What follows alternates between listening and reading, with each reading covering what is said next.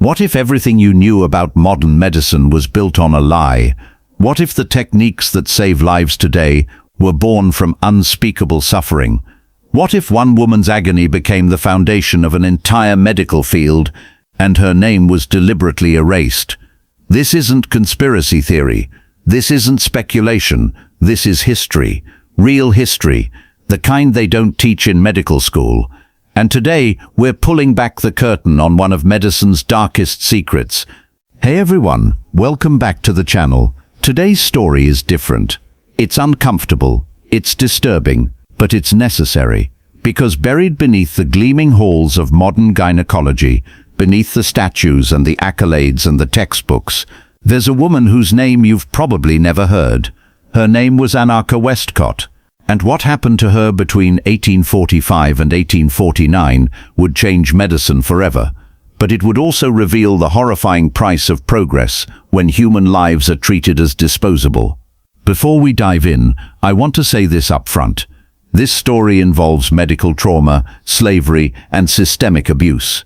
It's heavy, but Anarcha's story deserves to be told with honesty and respect. If you're ready, let's begin. Montgomery, Alabama. 1844. Imagine being 17 years old, your entire life ahead of you. Dreams, hopes, fears, all the things that make us human. Now imagine all of that being stripped away. Not because of anything you did, but because of the color of your skin and the era you were born into. This was Anarcha Westcott's reality. She was enslaved on a plantation in Alabama, living in a world where she had no rights, no voice, no control over her own body, where the law didn't see her as a person, but as property. In 1845, Anarcha became pregnant. She was still a teenager, and here's where her nightmare truly began. Childbirth in the 1840s was dangerous for all women, but for enslaved women, the risks were catastrophic. They worked brutal hours right up until labor. They received minimal care, and when complications arose, they were often left to suffer or die. Anarcha's labor lasted 3 agonizing days, 3 days of pain, 3 days of her body being pushed to its absolute limit. And when it finally ended, she was left with severe injuries. A vesico-vaginal fistula, a tear between the bladder and vaginal wall. The result? Constant, uncontrollable leaking, chronic infections, unbearable pain, social isolation. She needed help, she needed healing, she needed compassion. Instead, she got Dr. J. Marion Sims. Let's talk about Dr. Sims for a moment. Born in South Carolina in 1813, James Marion Sims came from a wealthy family. He studied medicine and eventually set up practice in Montgomery, Alabama, where he built a reputation as an innovative, ambitious doctor. But here's the thing about innovation. It requires experimentation, and experimentation requires test subjects. In the 1840s, if you were a white woman of means, you had options. You had agency. Doctors needed your consent. They treated you with care. But if you were an enslaved black woman, you weren't a patient. You were an opportunity. Sims became interested in surgical solutions for vesico-vaginal fistulas, a condition affecting many women after difficult childbirths. It was painful, humiliating, and at the time considered incurable. He saw a chance to make history, to crack a medical mystery, to become famous, and he found his test subjects on plantations. Anarcha was one of them. But she wasn't alone. There was Lucy. There was Betsy. At least a dozen enslaved women became part of Sims' experiments between 1845 and 1849. These women had no choice. Their enslavers literally handed them over to Sims. He set up a makeshift hospital specifically for his experiments, and then the surgeries beckoned. Here's where this story becomes almost unbearable. Between 1845 and 1849, Dr. Sims performed over 30 surgeries on Anarcha alone. Let me say that again. 30 surgeries on one woman in 4 years. No anesthesia. Now you might be thinking, wait, didn't anesthesia exist in the 1840s?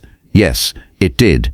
Ether was demonstrated as an anesthetic in 1846, right in the middle of Sims's experiments.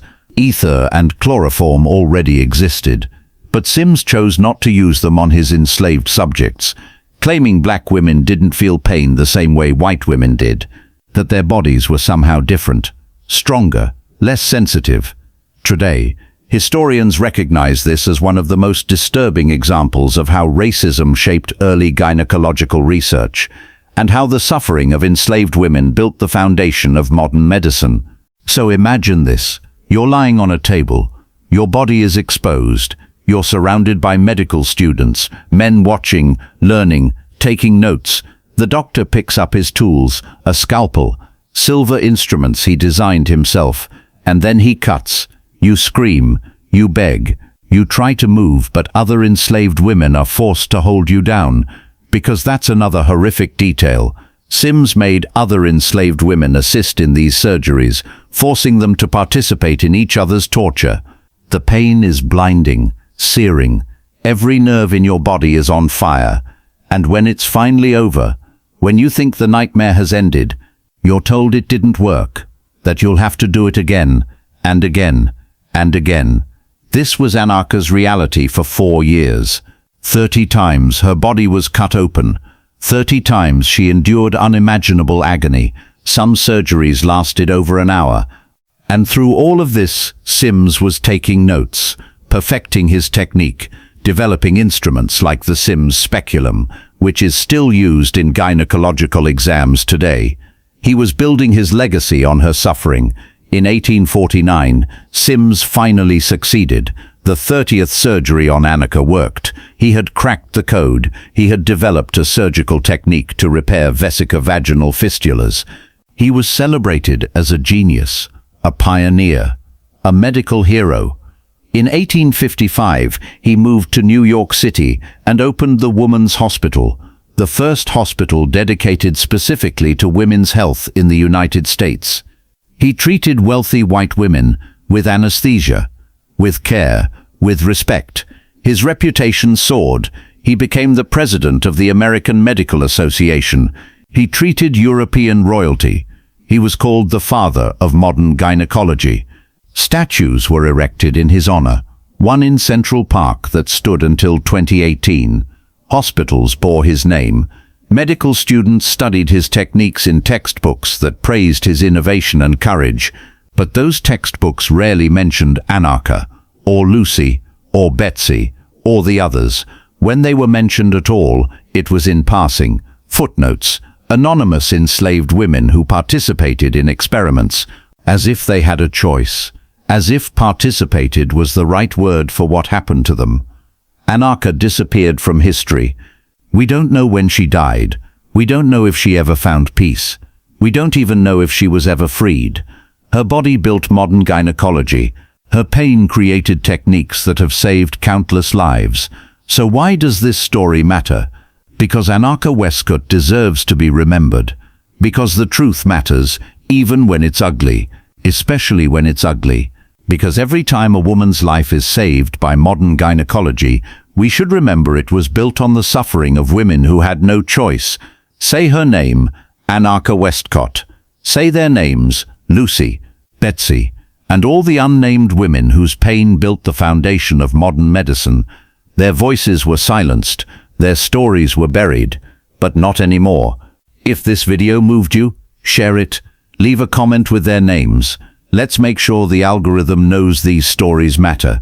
And let's commit to doing better, to building a medical system that values AL lives equally, that treats AL pain with respect, that never again treats human beings as experiments. Thank you for watching, thank you for listening, and thank you for helping make sure Anarcha's story is finally told. Don't forget to subscribe for more exciting updates. See you in the next one.